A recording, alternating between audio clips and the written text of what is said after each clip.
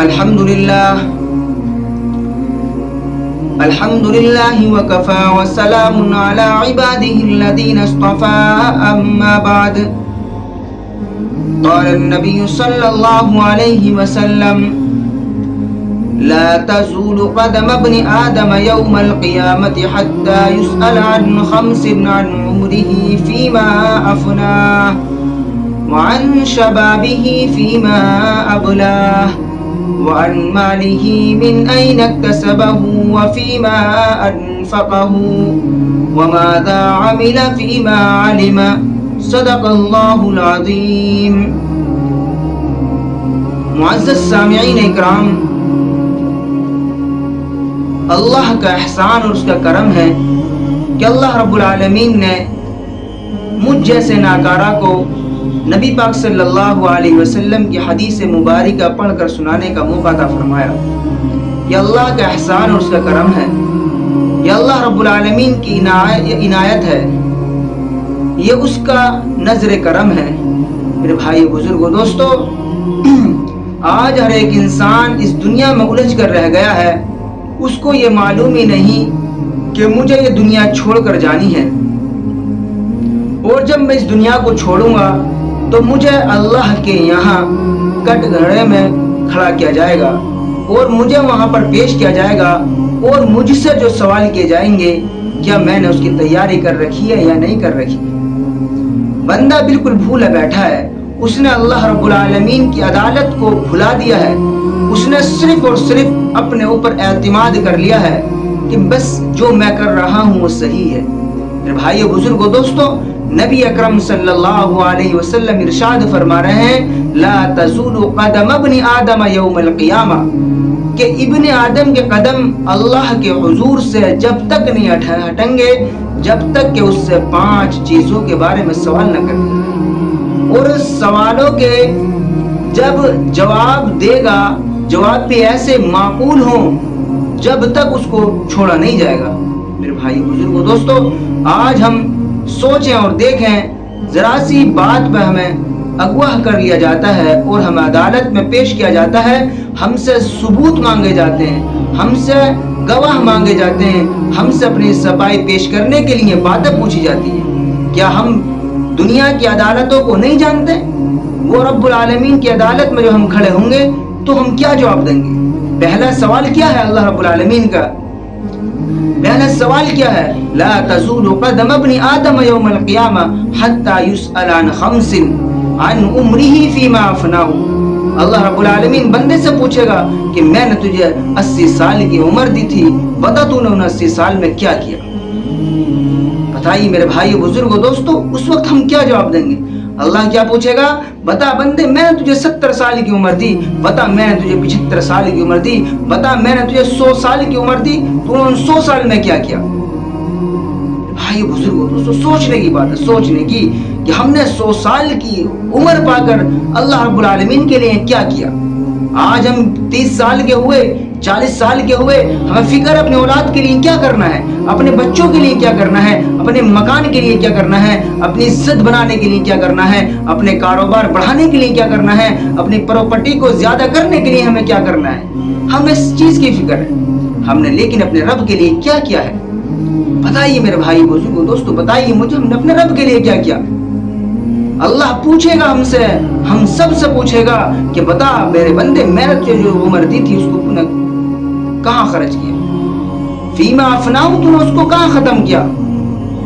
بندہ کہے گا اللہ میں نے تو اس کو اپنے کاروبار میں خرچ کیا، میں نے تو اس کو اپنے کاروبار میں فنا کیا.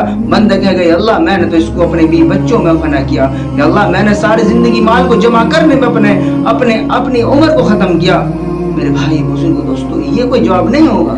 اللہ پوچھے گا بتا میرے بندے بتا، اگر کوئی اپنی زندگی میں نیک عمل کیے ہیں تو بتا، اگر نیک عمل کیے ہوں گے تو بتائے گا، ورنہ ہائے افسوس کرے.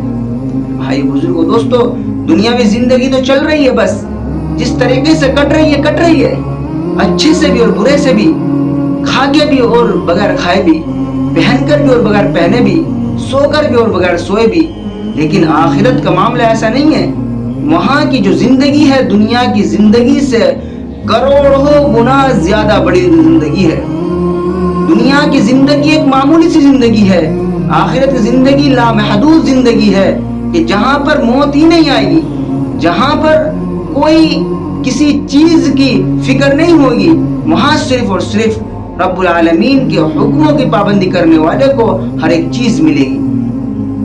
میرے بھائی بزرگوں دوستو، اس سے پہلے ہمیں اللہ کے حضور میں کھڑا کرا جائے، اس سے پہلے ہمیں اللہ کی عدالت میں لایا جائے اور ہم سے پوچھا جائے۔ اس لیے میرے بھائی بزرگوں دوستو، ہم اپنے آپ کو تیار رکھیں، ہم اپنے آپ کو ان سوالوں کے جواب دینے کے لیے بالکل تیار رکھیں۔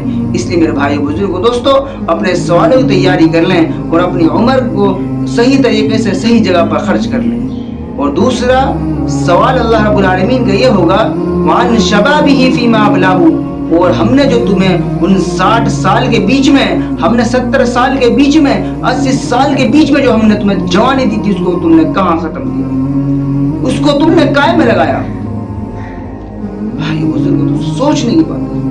ایک تو عمر ہو گئی، پھر اس میں سے بھی اللہ رب العالمین کیا کہہ رہا ہے کہ ہم نے جو تمہیں جوانی عطا فرمائی ہے، ہم نے جو تمہیں جوانی دی ہے۔ میرے بھائی بزرگوں دوستو، سوچیں اللہ رب العالمین جوانی کے بارے میں ہم سے پوچھ رہا۔ آج ہماری جوانی کہاں خرچ ہو رہی ہے؟ آج ہماری جوانی عیاشیوں کے اڈوں پر خرچ ہو رہی ہے، آج ہماری جوانی چوراہوں اور بازاروں میں خرچ ہو رہی ہے، آج ہماری جوانی کھیتوں پر ختم ہو رہی ہے، آج ہماری جوانی جو ختم ہو رہی ہے وہ ڈی جے اور ناچ گانوں میں ختم ہو رہی ہے۔ آج ہماری جوانی اللہ کی عبادت میں خرچ نہیں ہو رہی، آج ہماری جوانی اللہ کے دین کے لیے ختم نہیں ہو رہی، آج ہماری جوانی اللہ کے لیے نماز پڑھنے میں خرچ نہیں ہو رہی، آج ہماری جوانی بستروں پر گزاری جا رہی ہے، آج ہماری جوانی جو ختم ہو رہی ہے میرے بھائی بزرگوں دوستو، لوگوں کو دھوکہ دینے میں خرچ ہو رہی ہے۔ آج ہماری جوانی جو خرچ ہو رہی ہے، ختم ہو رہی ہے، لوگوں کو اکسانے میں خرچ ہو رہی ہے۔ بھائی بزرگوں دوستو، کبھی سوچا آپ نے کہ اس جوانی جو اللہ نے دی ہے یہ کتنی بڑی نعمت ہے؟ اللہ اس کا بھی سوال کرے۔ ظاہر سی بات ہے، اگر بندہ کسی کو کچھ دیتا ہے اور پرسنلی الگ سے 20,000 روپے ایمان کے چلو 1,00,000 روپے کاروبار کے لیے دیے اور 50,000 روپے ایکسٹرا دے دیے کہ ان سے کچھ کر لینا، 1,00,000 ختم کر دیے تو 50,000 کو الگ سے پوچھتے وہ جو میں نے تجھے 50,000 دی تو ان کا بتائے تو نے کیا کیا۔ ایسے اللہ رب العالمین نے جب 80 سال کی عمر دی، 79 سال کی عمر میں 20 سال 25 سال جو جوانی کے دی، اللہ ان کو الگ سے پوچھے گا کم سے کم تو نے بچپن میں میری عبادت نہ کی، چل بڑھاپے میں تو نے میری عبادت نہ کی، تو جوانی میں بتا تو نے جوانی میں تو کوئی عذر نہ تھا، بچپن میں تو عذر تھا کہ میں بالغ تھا، بڑھاپے میں تو عذر تھا میں کمزور تھا، جوانی میں تو کمزور نہیں تھا۔ بھائی تو سوچیں، ہم اللہ رب العالمین کے حضور میں ہمیں جواب دینا ہے۔ اگر ہم اللہ کے حضور میں جواب دینا ہے تو میرے بھائی بزرگوں دوستو، ہم اس کی تیاری کر لیں۔ ہم میں سے اور آپ میں سے ہر آدمی یہ جانتا ہے کہ اللہ کی پکڑ سے کوئی بچنے والا نہیں ہے۔ تب کہ اللہ رب العالمین نے کس لیے ہمیں پیدا فرمایا تھا؟ وَمَا خَلَقْتُ الْجِنَّ وَالْإِنسَ إِلَّا لِيَعْبُدُونَ۔ اللہ رب العالمین نے جتنے بھی انسان آئے ہیں اور جتنے بھی جنات ہیں ان سب کو صرف اور صرف اپنی عبادت کے لیے پیدا فرمایا تھا۔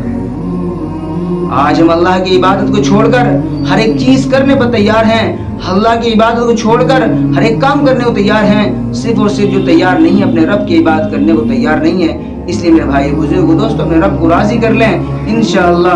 اللہ رب العالمین سے دعا ہے اللہ ہم سب کو ان تمام باتوں پر عمل کرنے کی توفیق عطا فرمائے گا۔ آمین، اللہم آمین۔